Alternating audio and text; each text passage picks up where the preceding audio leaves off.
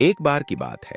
एक छोटे से गांव के पास एक सुंदर और हरा भरा जंगल था। इस जंगल में तरह तरह के जीव जंतु रहते थे, जिनमें से एक था एक छोटा सा मच्छर, जिसका नाम था मिकी। मिकी की दुनिया बहुत छोटी थी। वह अपनी दुनिया को बहुत सीमित और निजी मानता था। उसके लिए जंगल की हर एक जगह, हर एक पेड़ और हर एक घास का तिनका उसकी छोटी सी दुनिया का हिस्सा था। मिकी का जीवन बहुत साधारण था। वह दिन भर फूलों के पास उड़ता और रात को चांद की रोशनी में अपने छोटे से घर में आराम करता। मिकी का एक ही उद्देश्य था, खुद को सुरक्षित रखना और समय समय पर मानवों और जानवरों का खून पीना। उसे यही जीवन अच्छा लगता था, क्योंकि यह उसके लिए बहुत साधारण और बेफिक्री भरा था। एक दिन मिकी ने देखा कि जंगल में कुछ हलचल हो रही थी। उसने देखा कि बड़े बड़े जानवर जैसे हाथी, बाघ और गाय एक जगह इकट्ठा हो रहे थे। उत्सुक मिकी ने उड़ते हुए देखा कि वे सब एक साथ उस जंगल के किनारे पर स्थित तालाब के पास जमा हो रहे थे। मिकी भी उन्हें देखने के लिए वहां पहुंचा।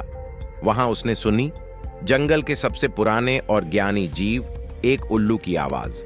उल्लू ने सभी जानवरों से कहा, हमें जंगल में किसी नए संकट का सामना करना पड़ सकता है। यह जलवायु परिवर्तन, मौसम की अनिश्चितता और खाने की कमी के कारण हो सकता है। अगर हमें इस समस्या का सामना करना है तो हमें एकजुट होकर काम करना होगा। मिकी को यह सब सुनकर हैरानी हुई। उसे कभी ऐसा नहीं लगा था कि उसकी छोटी सी दुनिया के बाहर भी कुछ ऐसा हो सकता है।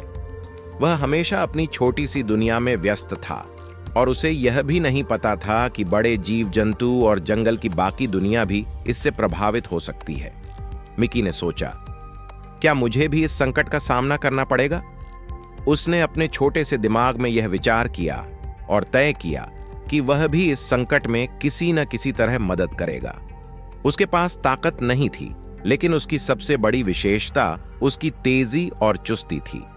मिकी ने सोचा, शायद मैं अपनी तेज उड़ान से कुछ सहायता कर सकता हूं। अगले दिन मिकी ने जंगल के अन्य छोटे जीवों को इकट्ठा किया और उन्हें बताया कि हमें एकजुट होकर अपने जंगल की रक्षा करनी होगी। उसने सभी को विश्वास दिलाया कि भले ही वे छोटे हों, लेकिन मिलकर वे बड़े संकटों का सामना कर सकते हैं।